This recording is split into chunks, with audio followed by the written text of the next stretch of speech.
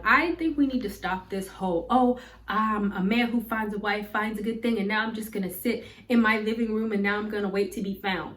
Really? I mean, does he live with you? Is he coming through the walls? I don't know. Dedication, preservation, take a look inside your salvation. Do every good work, it takes patience, like a butterfly, transformation. What is up, guys? Sophie here, back with another video. If you are new to my channel, then don't forget to subscribe and don't forget to hit the notification bell so you can stay updated on my videos. And don't forget to check the description box because I always put a lot of stuff in there, including my book specifically for Christian single women, which you may be interested in, because what we are going to be talking about is putting yourself in a position to be changed. We all know the Bible verse that he who finds a wife finds a good thing, right? However, I think that Christian women have this perception wrong because, unfortunately, and I have actually seen this, and so there's no shame in my game. You can feel however you want to feel about it, right? But ultimately, Christian women have taken this to the extreme in the sense that they have become very rigid and inflexible and abrasive when it comes to men because they feel like, well, he should chase me. And as a result of that, it's like you're not really giving anything. And I do feel like, I don't believe in chasing, don't get me twisted, but I do feel like there are certain things that you can do, a perception that you give off, putting yourself in position of certain things where you can make yourself a viable candidate to be chased. And I say this as somebody who has observed a lot of female friends, which I'm going to get into, and they often complain about why men are not approaching them and why men are not chasing. But then when you are out in a social setting with them and you look at the perception or the image that they put across, you're like, yeah, I see why men are not chasing you. You look angry, and then when men come up to you, look, you are like mean. After the man leaves because they don't want to be bothered, then the woman is like, oh, well, you know what? I'm not going to chase him. He needs to chase me. Okay, but he approached you and he tried to get to know you, which that initiates the chase. And due to your behavior and your attitude, like somebody is supposed to go above and beyond and like they owe you something to get to know you, then you are actually running people away. So yes, he who finds a wife finds a good thing. No men are not supposed to chase. But the flip side to that is, as Christian women, we also need to be very open in order to being chased, and doing so does not make it bad or sinful, right? So let's get into some stuff. The first is, just like I said, be open and be nice.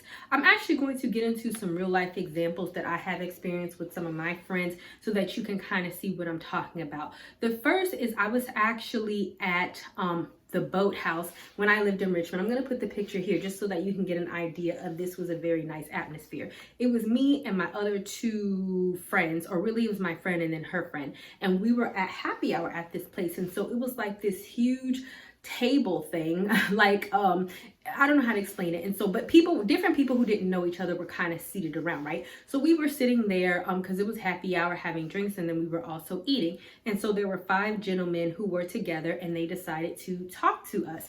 And so at this point, and I could kind of see that this is where this was going because it was a friend of my friend's. She was just automatically, the whole time before we even stepped in the restaurant, she was automatically in a bad mood. You could see it in her face. You could see it in her body language. She talked about how nobody was going to probably talk to her that night, and she had just broken up with somebody, and therefore she had to pick a bone with the world. So now that these men have now approached us and wanted to stimulate a conversation with us, it got to the point where they literally started to cut her out of the conversation, because as they were trying to talk to us, she started to be very abrasive. She started to be very argumentative, and she started to be very aggressive. Even as they were joking and they were saying things, well, I don't like that. I don't see why men say that. I don't know. And it's like, at the end of the day, nobody wants to deal with that, right? And so as they were kind of like, okay, and they weren't rude about it, and they were just kind of like shifting the conversation to us two because we were more open and we were more receptive, then she further got mad and was like, see, this is why I don't like men, because they're always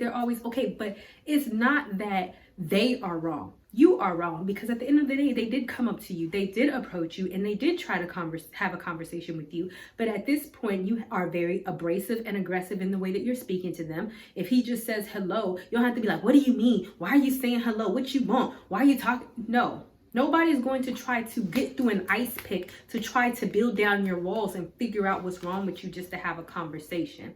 right? Then the first thing, then she starts talking about the ex she just broke up with. That man don't have nothing to do with that. He doesn't want to hear about your baggage, and he doesn't want to hear about your problems. He was just trying to have a conversation to get to know you, to see if maybe he wants to see you in the future. So that's mistake number 2. So what we can learn about her situation is that oftentimes, and like she felt like these men were supposed to go above and beyond to prove themselves to her in order to have a conversation with her, when really all she had to do was to be nice, and the whole interaction probably would have went a lot better. But because she had it in her mind that these men were supposed to break down her walls because she's guarded, then it's like it already creates a bad situation. And now you feel like, well, he's supposed to chase me. Yeah, true. But nobody is going to have to put themselves in a bad situation or try to pull teeth in order for you to be nice to them. You should just do that anyway as a person, right? The second example, I was actually at a pool party, and I believe I have a picture here.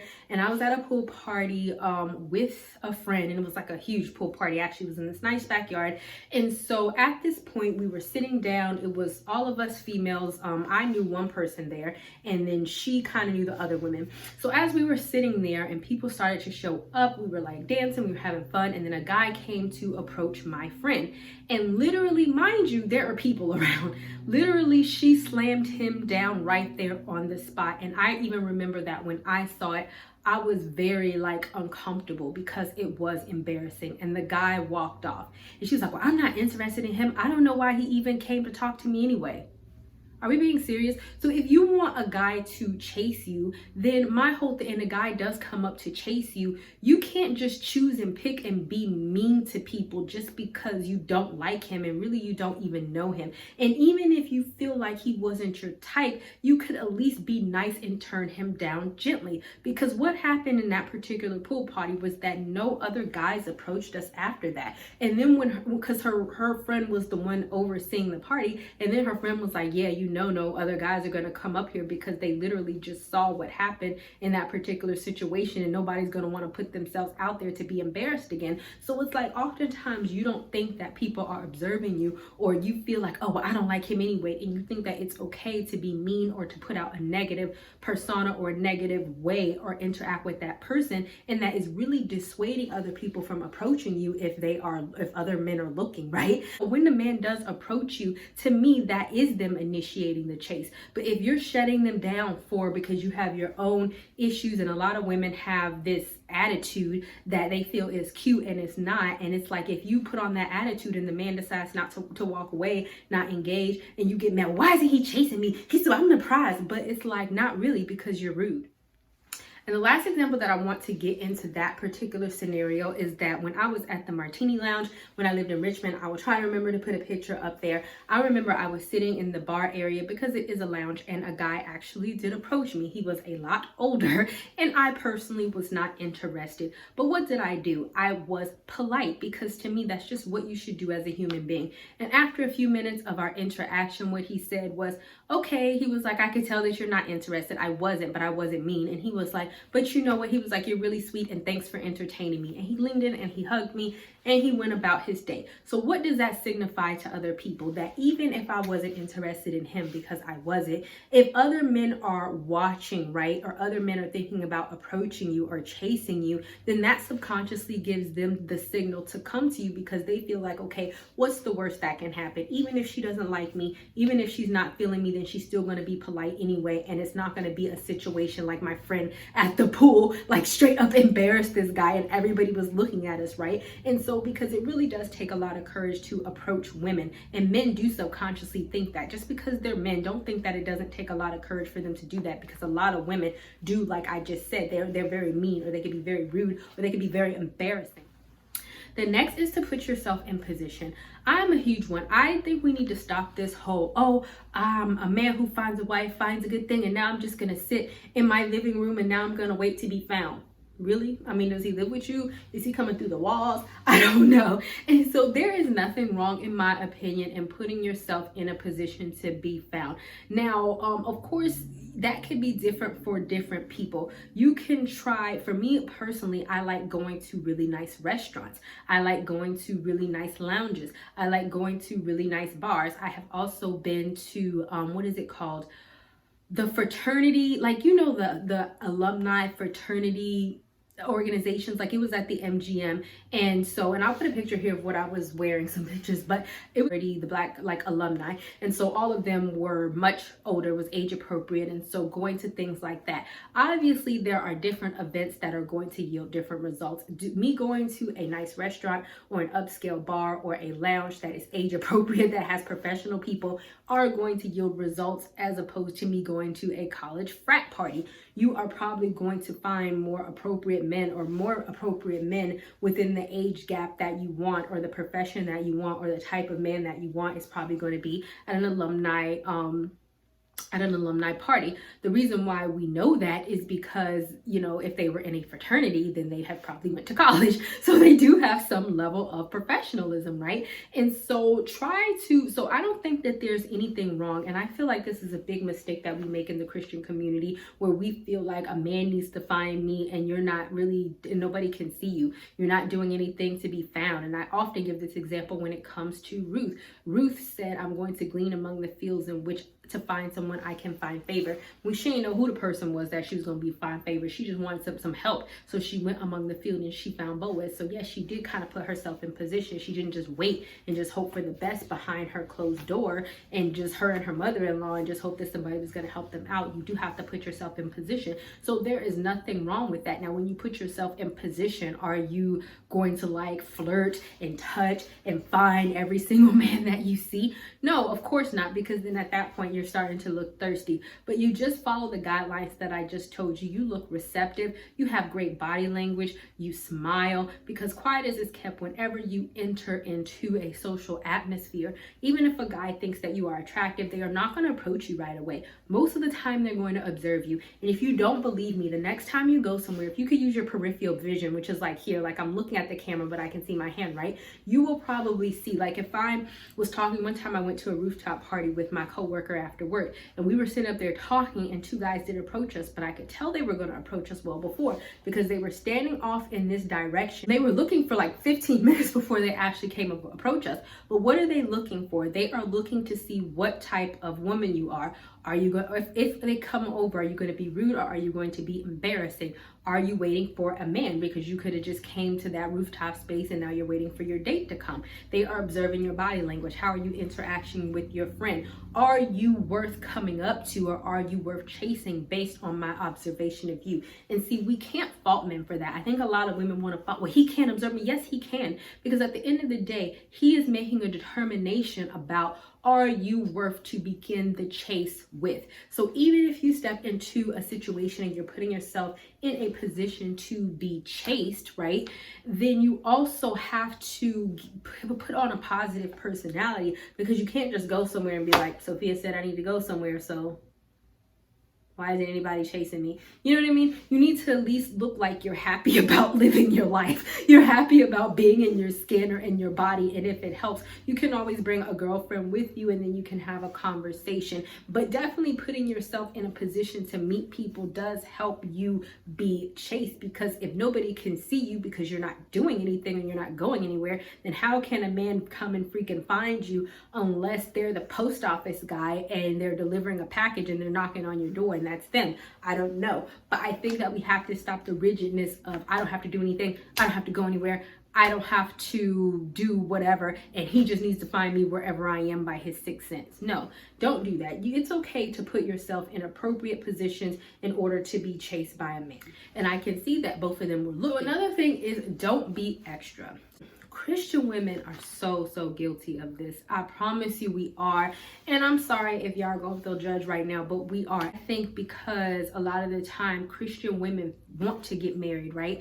They automatically feel like, oh, when I meet a man, they're Christian and they want the same thing. The man might very well want the same thing, but the difference between a Christian man and a Christian woman is that women go about it in a very aggressive way. For example, if a man, and he is Christian, he has asked you out on a date, and now you and I are on a date. A bad example of this would have been like, oh, do you know the Bible says that he who finds a wife finds a good thing, and I'm putting myself in a position to be found, so are you the one who are finding me? Do you feel like I'm a good thing? And it's like, all of that is very aggressive. Because at the end of the day, he doesn't know you.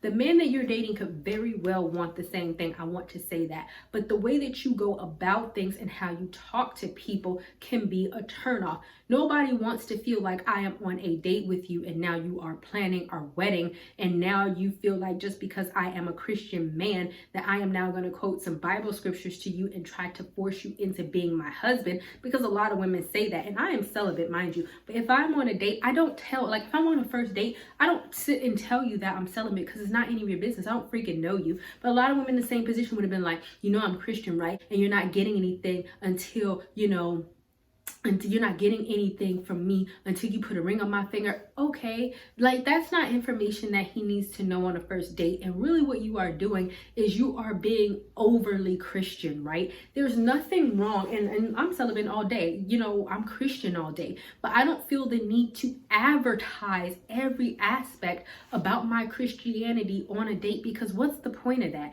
If we go to a second date, a third date, and if we ultimately end up being boyfriend and girlfriend, you're going to find out about me being celibate. I don't need to advertise to you my chastity or anything that is, because now you're trying to put on like a perception of what a godly woman you are, and now you are trying to prove to him that you are worthy of him of finding you. And you be like, yeah, and it says that she's worth more than rubies. I feel like I'm worth more than rubies because I have it. And it's like, don't do that. You know what I mean? If he's a godly man, then trust that process and trust him to lead and to know that he's supposed to chase you, provided that that's what he wants to do. There's no reason for you to nudge and force and pull and try to make him chase you or make him see that you are a wife so he can find a good thing, right? That is something that he should see automatically just by simply getting to know you. And a lot of times as Christian women, you feel that because we're both Christian, that it's okay to just push and push and push and push, and it isn't.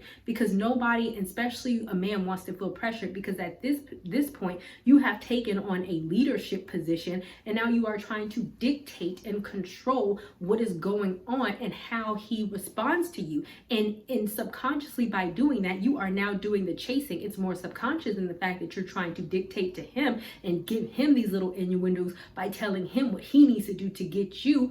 But really you are chasing, because you're just not letting things be, and you're not letting him find you naturally or discover who you are naturally simply by getting to know you. You're trying to like force that upon him and throw hints, because a lot of women, well, I was throwing hints, and tell him what he should do in order to see the value in you. So I definitely hope that this has helped you out, and especially for Christian women. Like I said, I definitely noticed a big shift in Christian women where they kind of take the he who finds you finds a good thing too far, and they just become very stringent and aggressive in their approach, as I mentioned. And I don't think that it really calls for that, right? I think, yes, a man can find you and they can find a good thing, but let's not go overkill, because I think, you know, Christian women are very known for that, of being overkill or forceful or making it be a certain way, or trying to control something, or trying to make it, or even feeling like I can't do anything or I can't go out because he needs to find me right where I am.